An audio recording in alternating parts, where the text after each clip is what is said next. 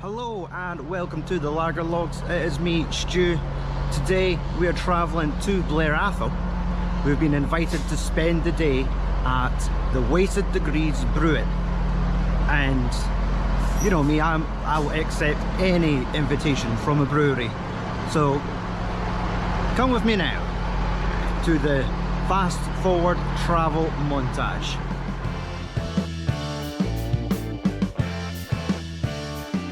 What's that? An on-screen introduction? Oh, you lucky people. Yes, sometimes I'm daft enough to record myself in public. And that one was still fairly awkward.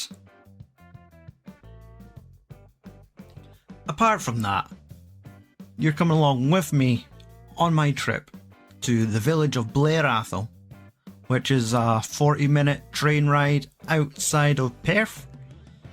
Once we get off the train, is then a quick 10-minute walk from the train station to the brewery.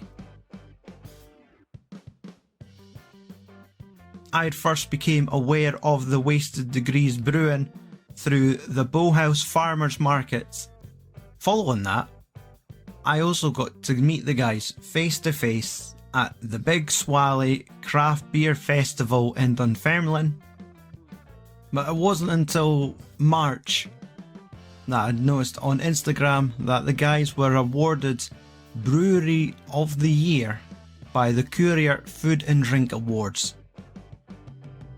So, drunkenly, after recording an episode of the Brewers, I fired a message to the Wasted Degrees congratulating them on their win and suggesting that I should pop along and make a video at their brewery.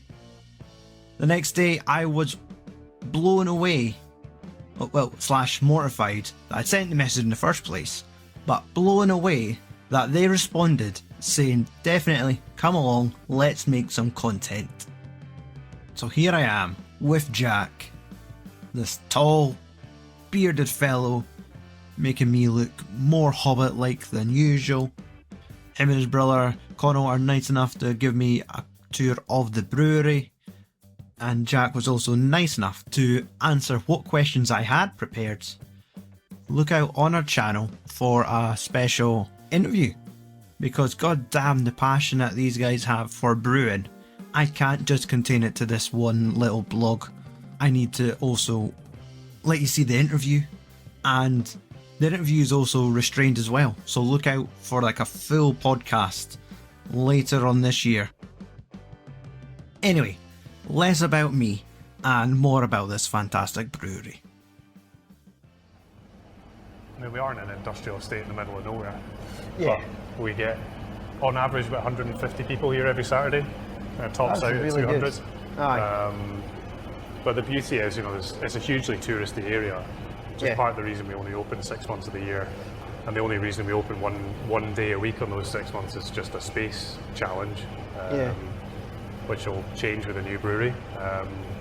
But yeah, we're in a great place where, you know, we even get a lot of day trippers coming up from the Central Belt to go mountain biking, hiking in the morning, do the healthy bit, and then come here. Yeah, afterwards. Come for a pint and pizzas and stuff. It's good fun, and you know, the view from the tap room is pretty hard to beat.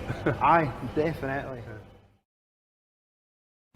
But I imagine, like, obviously on the Saturdays, do you, like, for what beer you've built up for the week, does it, you manage to shift beer from the tap room? Like, yeah, I mean the cellar kind of cycles through a full stock most weekends. It's not the biggest cellar in the world, but it's fairly well matched to the demand. So we've got that benefit of being able to have beer that is just super fresh. You know, roughly a third of the kegs in there will have been filled that very week with brand new releases. So the beauty of the tap room as well is it's your kind of go-to place for the most immediate release from the brewery. And it's part of the reason as well we do fairly regular Instagram lives as well. As like, if you can't make it to the tap room and you're into really fresh beer, you'll see on the day it's being packaged and you'll know it's going to go on sale that same evening.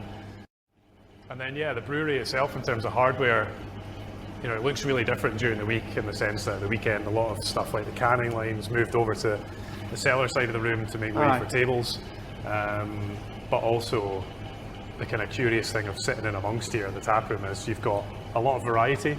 Yeah. And if you're a bit of a beer geek like we are, Aye. you'll kind of wonder, okay, like, why is everything different? Even the stuff that looks the same is subtly different in one way or another. And it's mainly because from the get-go, we've bought second-hand equipment.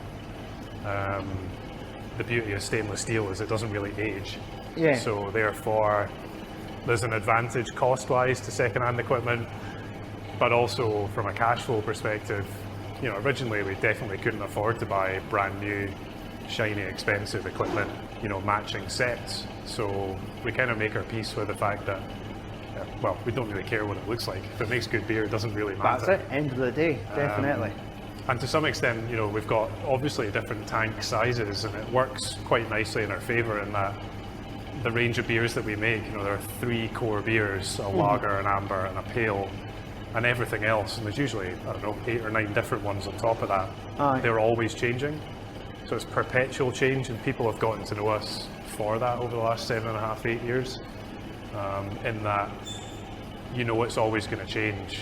You don't want to miss out, so you will go for those beers and try them whilst they're there. But if you like our IPA 1 month, you're going to like the next one. It's an iteration, or it's got some sort of difference. And so the different tank sizes lend themselves quite well to, you know, those recipes. We know something like an IPA is going to sell more than a stout, for example, at a certain time of year, so we can leverage those different tank sizes. Aye. So yeah, it's usually the chat we'll give to tourists is like, this is Frankenstein's brewery. It's bits from everywhere. It's all been made to work. Ultimately, it's the inside of the tank that matters, in that, you know, it's clean and it's functioning as you would want it to. Yes. You know, the outsides are nice and clean as well, but the aesthetic is my point. It doesn't really matter what it looks like.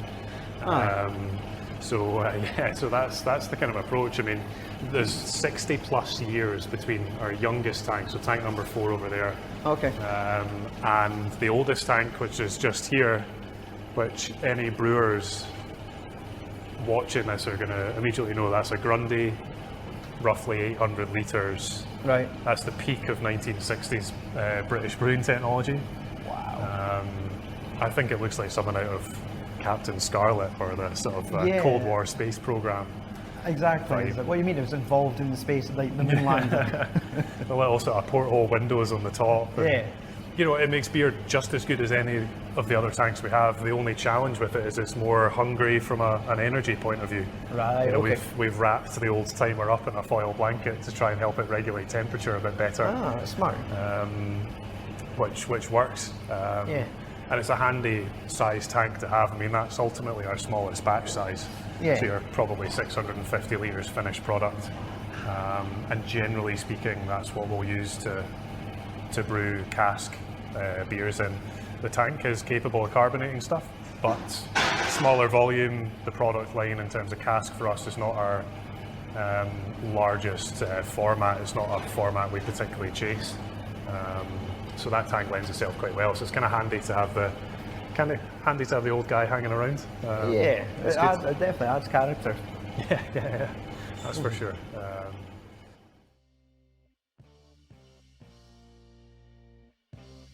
So there you have it, a short but sweet peek into the life of a day at Wasted Degrees.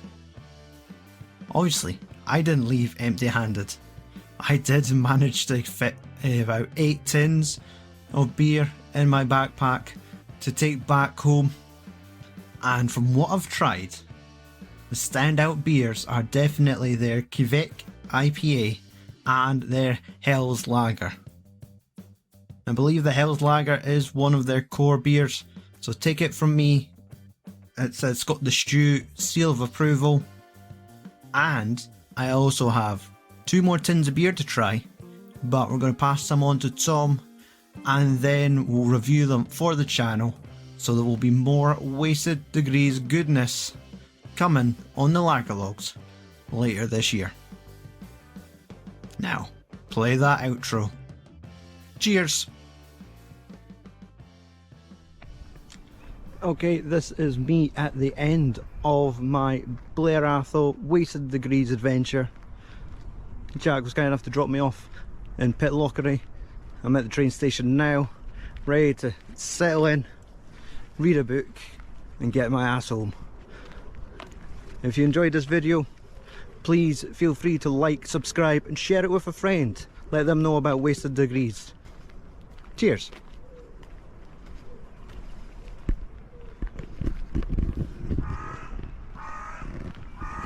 End of the line.